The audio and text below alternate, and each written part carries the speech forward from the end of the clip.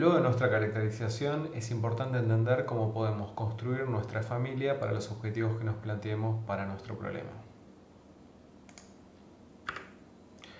En general, para comenzar a utilizar el SH, vamos a empezar definiendo una distancia, la cual vamos a utilizar. Esto usualmente está muy relacionada a la representación que tienen nuestros datos, ya que cuando veamos las distintas distancias, vamos a ver cómo las mismas tienen implicancias en la definición de nuestros min-hash. Esto lo vamos a ver seguido a este cierre, si quieren, de la definición general, digamos, del SH. Y bueno, luego de esta primera definición vamos a tener que definir una serie de valores que vamos a querer para poder construir esta familia, ¿sí? En particular D1, que para recordar un poco era la distancia máxima que nosotros vamos a tomar para considerar elementos similares. D2, que va a ser nuestra distancia mínima para poder considerar elementos que son muy distintos entre sí. P1, que va a ser la probabilidad de colisionar entre elementos similares, eso quiere decir, va a ser en cierta forma la cota, digamos, que vamos a tener para ello. Y por otro lado, P2, que va a ser la probabilidad de colisionar entre elementos que son muy distintos, ¿no? Después vamos a ver también nuevamente qué significa, ¿sí? Así que bueno, imaginémonos que para D1, por ejemplo, nosotros definimos en este caso un determinado valor como 0.2. Y para D2 podemos definir un valor como 0.4. ¿Sí?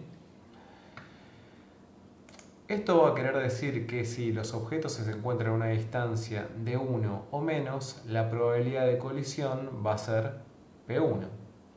Al mismo tiempo, si dos objetos están a una distancia de 2 o mayor, la probabilidad de que colisionen va a ser P2.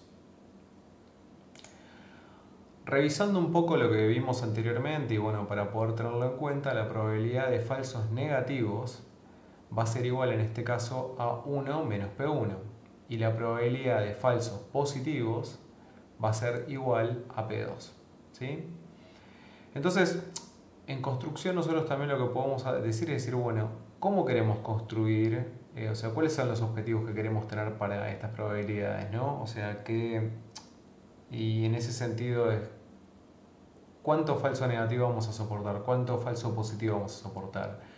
Tenemos que fijar objetivos también para esto. Y esto lo hacemos fijando estas probabilidades. Por ejemplo, a lo que nosotros podríamos querer hacer es en el caso de P1, por ejemplo, en este caso nosotros podríamos indicar una probabilidad de 0,95 y una probabilidad P2, por ejemplo, de 0,05.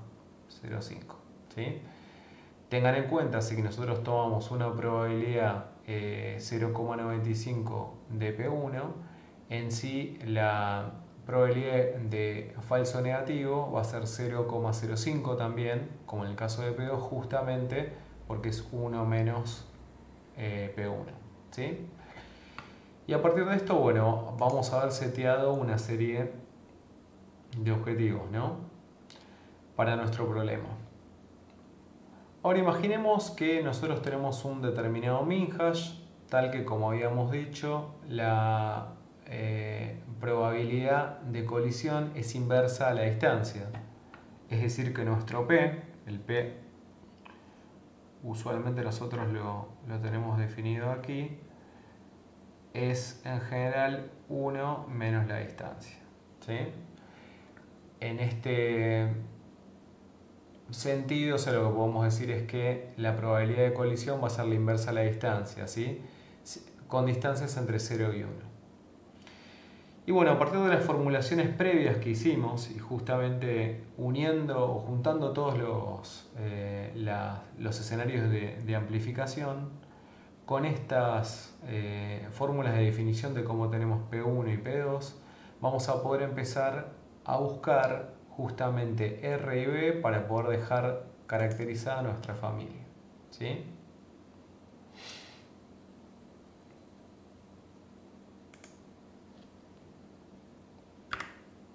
Un segundo. Bien. La forma entonces de hacer R y B, en este caso, es utilizar Grid Search, tanto para R como para B. La idea inicial, si se quiere partir trabajando con Grid Search, y esto lo vamos a utilizar muchísimo después en la materia para la búsqueda de hiperparámetros en sí, es en particular, por ejemplo, inicialmente fijar un determinado parámetro. En este caso nosotros podríamos arrancar fijando B, por ejemplo, y empezar a variar otro parámetro, ¿sí? Que es R en este caso, ¿sí? Vamos a ir en este caso, por ejemplo, incrementando en 1 y así sucesivamente R, ¿sí? Y a partir de esto lo que podemos ir haciendo es calculando los distintos valores de los cuales dependen, digamos, estos parámetros, que son P1 y P2, ¿sí? En este sentido, la idea es ir evaluando cada uno de ellos, y en particular algo que nosotros tenemos que hacer acá inicialmente es mirar con mucho detalle P2. ¿Por qué es esto? Porque esencialmente las modificaciones que nosotros hacíamos en R, que es justamente el que estamos variando, era lo que nos permitía ir reduciendo P2, que en este caso para nosotros es la probabilidad de falso positivo, ¿sí? En particular, bueno, siguiendo la tabla podemos ver, dado que nosotros nos habíamos planteado un objetivo alrededor de 0,04, podemos ver que en 6 nosotros vamos a estar logrando un valor para P2 que está dentro de lo esperado, dentro de los márgenes que habíamos planteado, ¿sí? Ahora bien, esto no lo logramos solamente y ya está, sino que tenemos consecuencias colaterales, ¿no? Y en particular lo que sucedió es que P1 bajó a 0,262144. Cuando en realidad nosotros lo que queremos en construcción es que este valor sea mayor, sea igual a 0,95 o superior, ¿sí? Y en ese sentido tenemos que continuar, digamos, con este proceso justamente para lograr que este valor crezca, ¿sí? Ahora bien, algo que nosotros deberíamos considerar en este contexto es que si nosotros subimos B, la cantidad de bandas, como hemos mencionado anteriormente, el valor, digamos, de P1 se va a incrementar, pero también se va a ver afectado el valor de P2, ¿sí? Y la única opción que nos queda en este sentido, justamente continuando con Grid Search, es ir subiendo tanto el valor de B como el valor de R gradualmente hasta poder llegar a los valores deseados de P1 y P2, ¿sí? Con un poco de práctica este proceso se vuelve un poco menos tedioso, pero bueno, en este caso particular que estamos viendo, por ejemplo, nosotros podemos lograr el objetivo que nos propusimos con R igual a 15 y B igual a 84, ¿sí? Esto nos va a dar un total de 1260 min-hashes.